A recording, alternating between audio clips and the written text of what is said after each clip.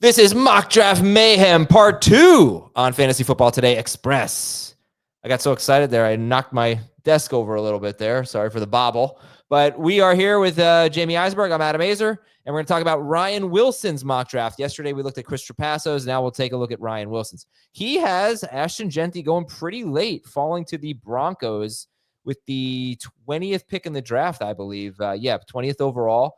So if that happens, if Jeanty goes to the Broncos, how many running backs are you drafting ahead of him? In redraft? Yeah. He will probably still be in the top 15 overall picks. So I would say that's like running back 4 or 5 for me. So definitely I would take him after Bijan, after Gibbs, after Barkley. And right now I have Achane at 4. So I would probably take Jeanty in that range, either 4 or 5. Oh, it'd be so good, I think, because Sean Payton has just an extensive track record of throwing to his running backs, not just Alvin Kamara. So I would love this landing spot. Would you? I would. I don't think it's realistic unless the Broncos trade up. And it's funny because I think I referenced it in the full-length episode, and you can see the stories on the site. So we decided to break up the owners' meetings for those that have followed us forever or are unaware. So I get a chance to be around and listen to all the coaches, and they speak to the media. So anything they say is kind of fair game for us to use. And we're doing it by division. So I'm trying to find like a relevant fantasy note for every team. And I did the Broncos last night. And Sean Payton was asked, about his running back situation, and he said they didn't love the free agent class. I'm summarizing here. Didn't love the free agent class. The draft is filled with a lot of depth, so they are going to add a running back. Yeah. If he can get his hands on Jeanty, I think it would be a dream. It would be very surprising though if he gets past one of the Raiders or Bears, or potentially the Jaguars at the top of the draft.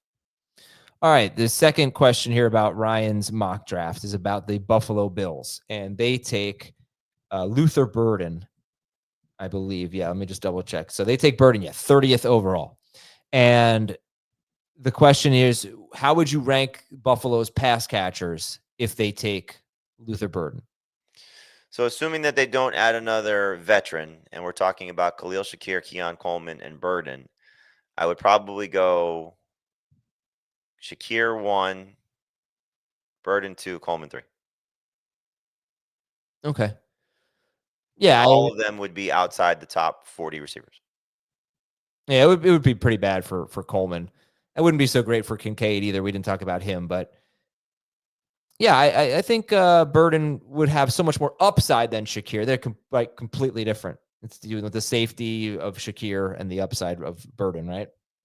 I think so. And again, they gave us the blueprint of what an MVP season for Josh Allen could be without having a dominant number one receiver. And so he's going to spread the ball around. He's going to use his legs, as we know. And so I think just based on the receiving core, Brandon Beane was very glowing about Keon Coleman, just, a raw prospect that still has the ability to be the alpha there.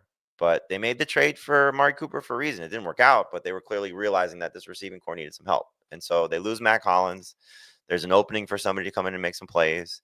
I just don't know if Burden steps in and becomes, oh my God, this is now the new Stephon Diggs. I just don't know if they need that. So Shakir, just based on, like you said, his safety, his floor, still gives him to be in the number 3 receiver range. I just don't know if any of these guys are must-start guys in a 2 receiver league. Okay, we're going to take a break, talk about where Omarion Hampton is landing in this draft from Ryan Wilson. We'll be right back on Fantasy Football Today Express. Welcome back, everybody. All right, so Omarion Hampton out of North Carolina. So he goes to the Raiders in round 2, 37th overall. And how do you feel about that? Love that. Again, I think you can look at some teams and say, okay, get a rookie running back, get a high-profile rookie running back, can step in right away and be a starter, and how good could that be for fantasy? This is one of those destinations. This is one of those players, So I would almost think that Hampton to Denver makes more sense based on where they're picking at 20th versus Jeanty falling there. But if you say that he gets through to round 2 and that's the destination, as we talked about, Chris Trapasso's mock draft with Ted McMillan going to the Raiders, if you were to say they come out of this draft with McMillan and Hampton, that's a home run first 2 rounds for fantasy and reality, because this Raiders offensive line is better than a lot of people realize. I think Chip Kelly is going to come in and do some nice things as offense coordinator. Geno Smith is going to be much better at the quarterback spot. And so Hampton would be not far behind Jeanty. I don't think he's going to go in the first round. I don't think he ends up going in the second round. But round 3, that's where we're going to start to talk about him. So you get to that Bucky Irving, Chris Brown, Chase Brown range, of RB 10, 11, 12. That's where Hampton will come in for me. It's just crazy. The drafts that we have done, late round 2 into the middle of round 3, I'm just blown away by how good the running backs are there, right? It's James Cook. I'm not saying all these guys are going to last, but James Cook, Bucky Irving. Oh, excuse me. I have to sneeze. I'm back. James Cook, Bucky Irving, Chase Brown, Jonathan Taylor's been falling in PPR. And then you're going to put Jeanty in there, who's not going to go that late, but he's going to bump somebody back. And you're going to put Hampton in there, hopefully, in this loaded running back class. It's pretty interesting, and maybe for some people a compelling reason to take a wide receiver early in the first round instead of a running back. All right, so you say you're gonna love if you start out Chase, Jefferson, Lamb, maybe Neighbors, maybe Puka, with one of your first picks, and then you come back in round 2 and you have the choice of 4 or 5 of these guys. So one may fall to round 3. Yeah. Imagine going Jefferson at, let's say, 4, if he's there, Trey McBride in round 2, and then Chase Brown, Jeanty, no, not Jeanty, Chase Brown or Hampton, round 3. It's pretty enticing. Yeah. Okay. We've got, let's see, Tyler Warren going to the Colts with the 14th pick in the draft. What's Tyler Warren's tight end upside if the Colts select him? Yeah, it's going to be frustrating if he ends up there, just so the hope would be clearly that Richardson, working with Josh Allen's quarterback coach and getting better and, beating out Daniel Jones for the job, helps with his accuracy. 47.7% completion percentage last year was terrible.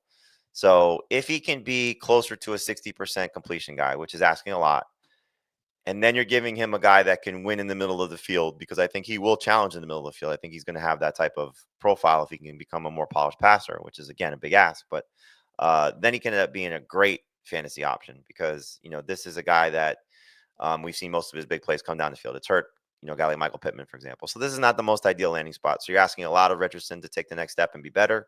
I would not love Tyler Warren going to the Colts. Yeah, no, that'd be horrible. However, I would prefer Daniel Jones to Richardson, because even if Richardson does improve, I still don't think you have a lot of passing yards or passing touchdowns there, right? I mean, to me, Richardson improving is about him keeping the job.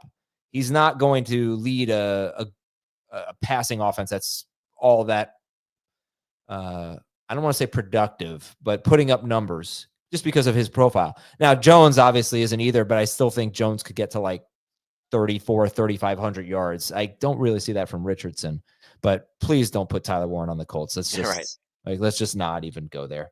All right, Jamie, thank you very much. We've got so much NFL draft prep on FFT and coming up in the coming weeks on FFT Express, and we'll talk to you next time. Have a great weekend, everybody.